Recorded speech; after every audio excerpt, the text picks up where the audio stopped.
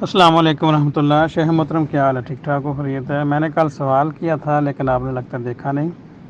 سوال میرا یہ تھا، جیسے آپ کے علم میں ہوگی بات، عمران ریاض صافی جو ہے اس کو ایئرپورٹ پر روک لیا، آج کے لیے نہیں جانے دیا، تو وہ گھر سے احرام کی حالت میں آ رہا تھا۔ السلام علیکم ورحمۃ اللہ جی۔ آپ نے کہا کہ کل آپ کے سوال کا جواب نہیں دیا، وہ سوال پھر مجھ سے چوک گیا۔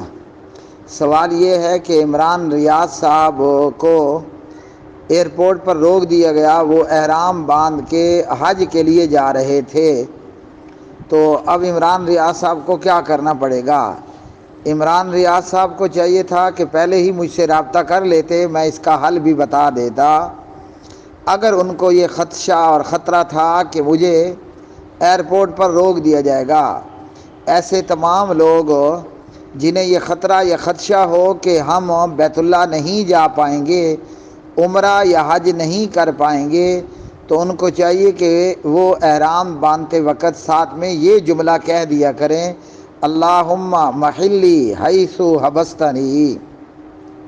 پھر اگر وہ حج اور عمرہ نہیں کر پاتے تو ان کے اوپر کوئی دم نہیں آئے گا۔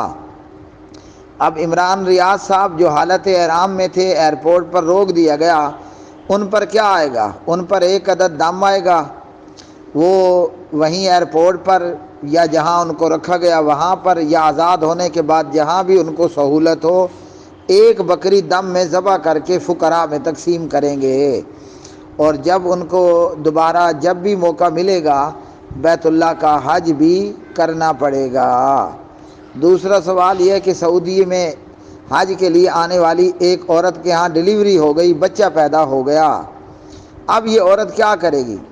یہ عورت بھی سارے وہی کام کرے گی جو حاجی لوگ کرتے ہیں، صرف بیت اللہ کا طواف نہیں کرے گی، جسے طواف زیارت کہتے ہیں، جو حج بیت اللہ میں رکن کی حیثیت رکھتا ہے۔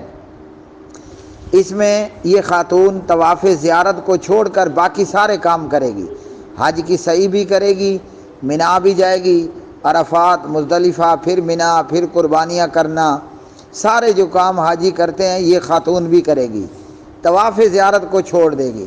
اور جب یہ عورت پاک ہو جائے گی، اس کے نفاس کی مدت اور نفاس کا خون ختم اور بند ہو جائے گا، تو یہ غسل کر کے طواف زیارت بھی کر لے گی۔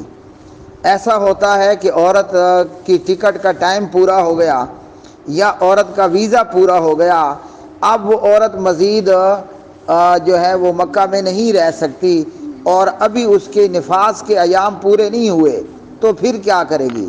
تو پھر اس صورت میں کہ جب اس کو مکہ اور بیت اللہ چھوڑنا پڑے اور وہ پاک نہیں ہوئی اور طواف زیارت بھی باقی ہے، تو اسی حالت میں کپڑا یا پیڈ باندھ کر مضبوطی کے ساتھ اپنے آپ کو جو ہے وہ محفوظ کرتے ہوئے کہ بیت اللہ گندہ نہ ہو، مسجد حرام گندی نہ ہو، اسی نفاس کی حالت میں طواف زیارت کر کے بیت اللہ سے فوراً نکل جائے گی، اس کا حج پورا ہو جائے گا۔